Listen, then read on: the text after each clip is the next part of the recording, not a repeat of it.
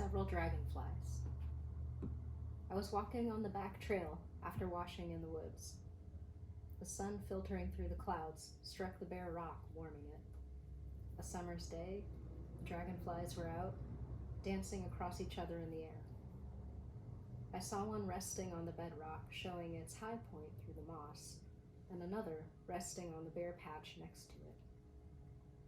I accepted this invitation and joined them on the ground to take in the sun. They took flight, so I laid myself over their patches of smooth rock to bask from above and below. I was wearing a sacred symbol from an ancestral land. I placed the soles of my feet on the ground and spread out my arms, palms up, releasing my gardening machete to the ground and poking it away. I caught my breath when a dragonfly landed on the crook of my elbow. That had never happened before. Then another landed on my other upturned arm, and another on the center of my forehead, between my eyes. I kept them closed, breath fluttering, breathing gently in delighted shock. Another landed on my right knee.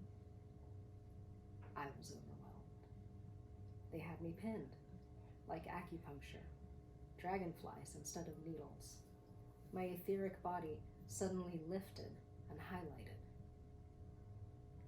I'm not sure what I whispered, but I know that I did.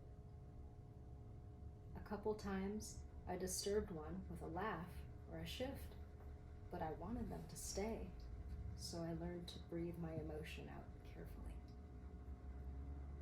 One took off, another landed.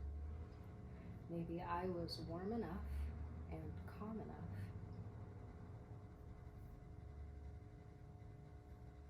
to exist in place of their sunning spot. One would take flight, leaving others resting, and I kept still. I lost count of their landings, cherishing their presence, embracing them with quiet. One always rested on me until others returned, or I might have risen.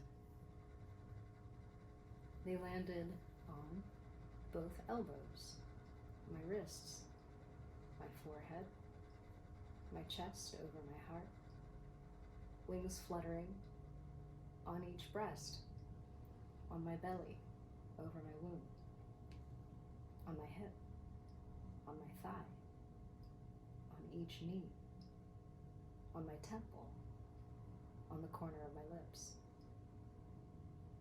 Sometimes they hovered over me by an inch, brushing me with vibrating air while deciding where to land, over my arms, my face, my heart, my leg.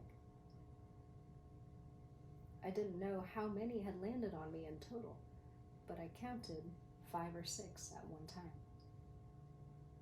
If one was on my face, I kept my eyes closed, but I was able to peek down and around when they lifted off. There were black and whites, black and clear. I saw one with blue spots on the wings, and on my right arm, I saw the blue one. I made eye contact with that one, and one on my chest. They're exquisitely shaped and minutely compound eyes, reflecting a point of sunlight to mine. I received their dragonfly nods, head up and down again. Saw the goofy, clown-lipped dragonfly smile.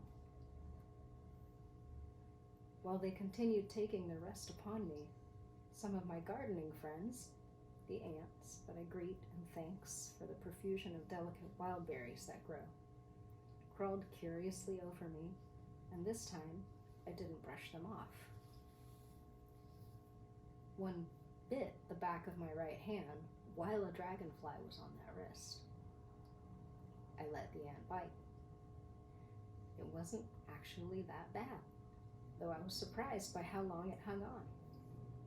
Tolerating it, it was like a reawakening nerve. I could just let them do that. I know that I said, "I love you" to the dragonflies, and for this moment in the warmth. They felt like some unbelievably magical gesture of love professed.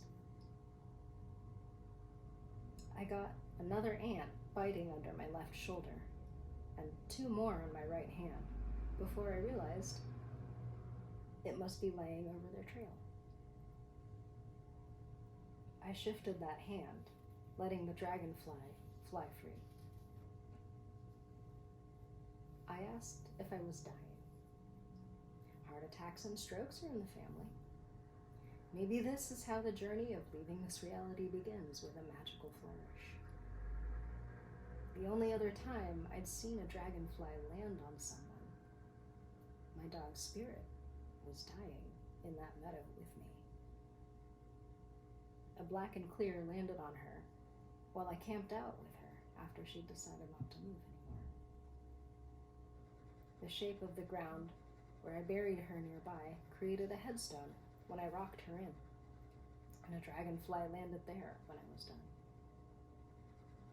There was a woman whose house I helped build. She had a dragonfly tattoo and told me they were the gatekeepers to the fairy realm.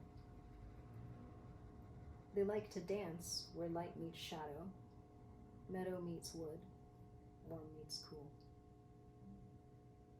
I would gasp a little sometimes when they took flight and left my skin, surprised by them again, but not wanting them to leave, and they'd sometimes return.